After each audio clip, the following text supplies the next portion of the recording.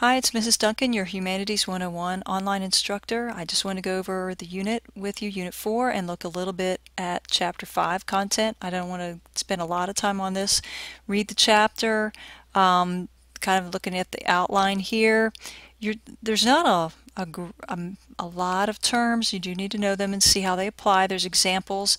I feel like this chapter is fairly self-explanatory. They'll talk about a sunken relief sculpture. You have the definition, and then you'll see in your textbook an example. It's pretty easy to tell that something is a sculpture. Whether it's a piece of art or not, is what we dealt with in Chapter 2. But all of these that are being presented are pieces of art. That's been established. There's not really any discussion in terms of controversy about it. Low relief, it projects slightly from its background plane. There's again examples of that, and high relief and in the round. So it's really about how it's presented in its context, and I think that's the thing I want you to understand the most, is that how much it projects into space, takes up the space, but also what is in that space with it also affects it. They have also kind of a little introduction of more contemporary sculpture. You have your classic sculpture, which is usually the human body, and we'll see examples of that. And then you have different kinds, and the new kinds of machine sculpture and protest sculpture, and you'll be introduced to that in the chapter. So like I said, there's some basic terms. What I want to look at with you though is the chapter. So let me get back into Blackboard. There we go. In our unit here. You're watching the video, you need to read your reading, and there's a blog assignment from there. Then we're going to focus both the videos and the discussion on two very famous sculptures of the David. From the Bible, there's one, a really small picture in your humanities book, and I just wanted to emphasize that. So I'm going to roll down here and go to the other videos. Okay, first let me just say that I have seen both of these live and in person in 2006, and the video does it way more justice than your textbook, but just to get a sense of how spectacular and impressive it is, to help kind of put you there as much as I can, because it was really one of the most unexpected highlights of the trip I had over there to Italy. It was on the checklist because it's one of those things, you got to go see it while you're there. I'm like, okay.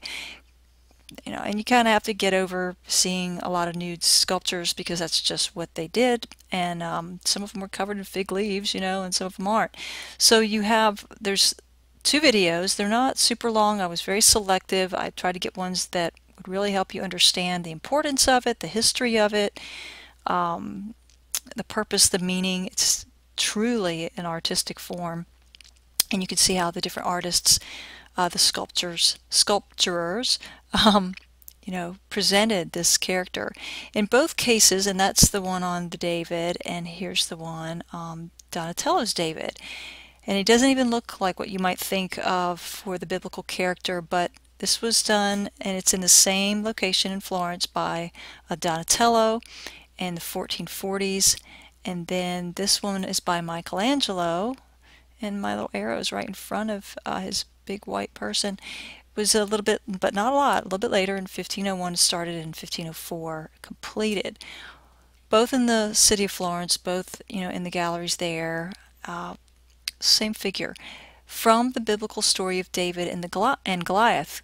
David and Goliath is a very famous story from the Bible, where the little shepherd boy who's come up to visit his brothers in the army, bringing some food. His dad had sent him, and when he gets there, he finds that the Jewish army is just all upset because their enemy, the Philistines, has sent out a giant, a true giant named Goliath, and he's just saying, hey, let's just do this one-on-one.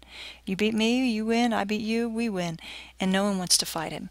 And David just is upset. He said, how can you guys let this, pagan giant defy us and blaspheme our God? And they're like, well, you want to fight him? And he said, yes, I will. And so this little boy, goes and takes on and wins. He uses a slingshot, and he defeats the giant. So these talk about it here. These I've given you a preview, but I've seen them both. They're depicted very differently. There's some important context to understand the content and the value, but I think you can see how they're works of art through their artistic form, the participation, the event that you just can't get when you just see a picture of it, of actually experiencing it a little bit more through the video camera in this case, how its subject matter is significant, its content in terms of its meaning is really significant. And watch those videos, and then the discussion board is going to have you respond to those. So, and always, anytime I've focused on something in videos, there's a good chance you're going to get questions about it on the quiz as well. So hopefully you'll be picking up on that. It's always good to maybe take a few notes while you are watching a video if it's instructional in some way. So yes, there is a quiz and there is a blog assignment. I think this might be the first time I've assigned a blog assignment, so it's a little different from a discussion board. We have both, so let's go to that.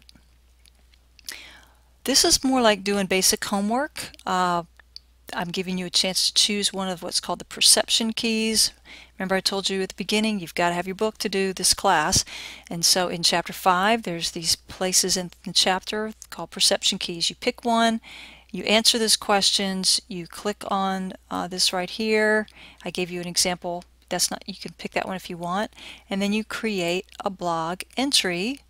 Okay, and you tell me what perception key that you did and what it's on, and then you answer the questions here, kind of like homework online, and then you post, click on there to post your blog entry. I'm going to have to say cancel because I didn't type anything in there, and I'm the only one that sees it. It's just like homework, okay?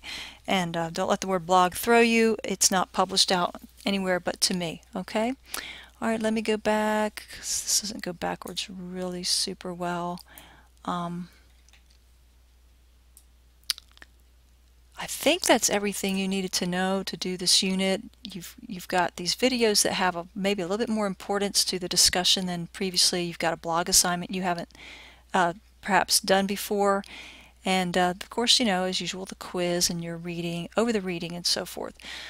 So I look forward to seeing what you have to say about these two sculptures. I definitely have my favorite, and I'll be checking in with those discussions as the week goes by.